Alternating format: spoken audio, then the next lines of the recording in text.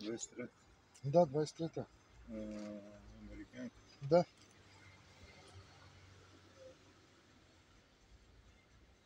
Но те са 23-та година, то вече всичко това е модерно, разбираш. Да, абсолютно.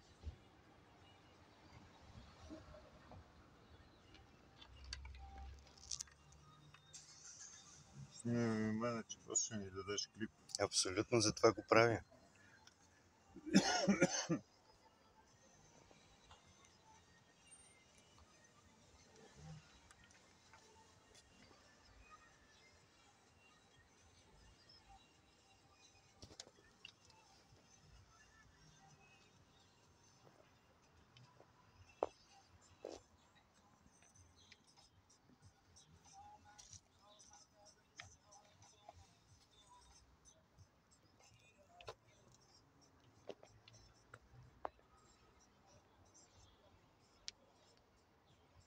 Американска машина.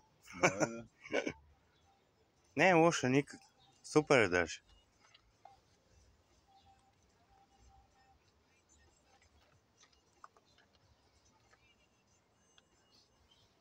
Ето, видя ли едно червено, де е цветна?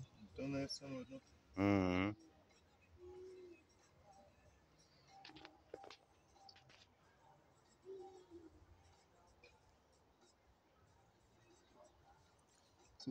Тройка с гарнитура.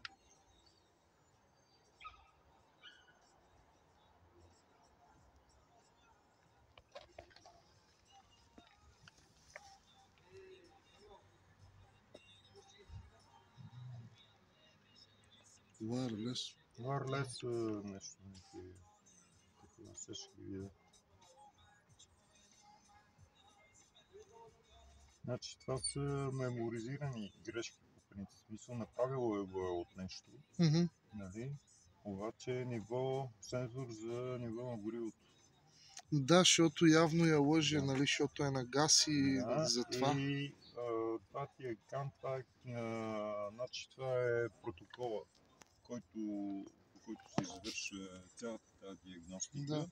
Имаме някакво изключване и така нататък. Сега би трябвало като го изчиста да ги махне.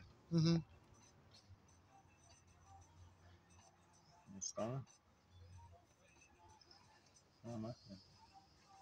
Но това е BS дава някаква грешка и дало.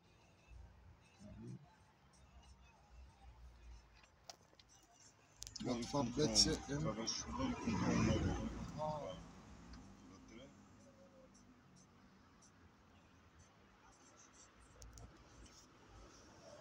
И го изключиш по същия начин. Да.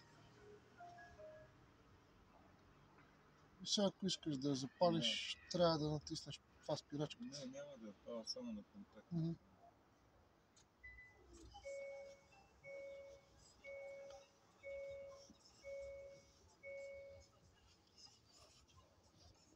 Трябва да се изчисти, защото това са меморизирани грешки, в смисъл временни, обаче докато не ги изчистиш, ти държат. Нали? Да.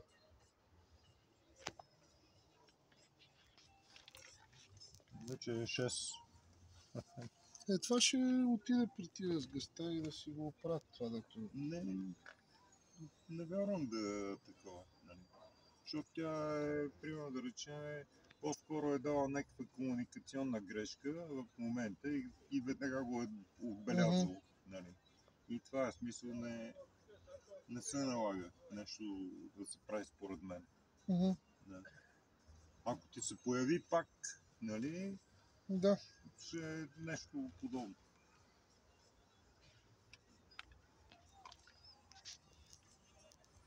Не, иначе изнервя много. Нова кола, пък да ти свети чека изнерви.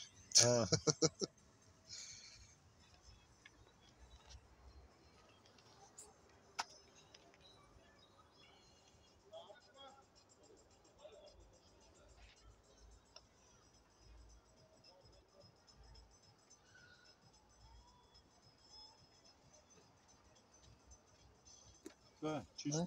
Супер.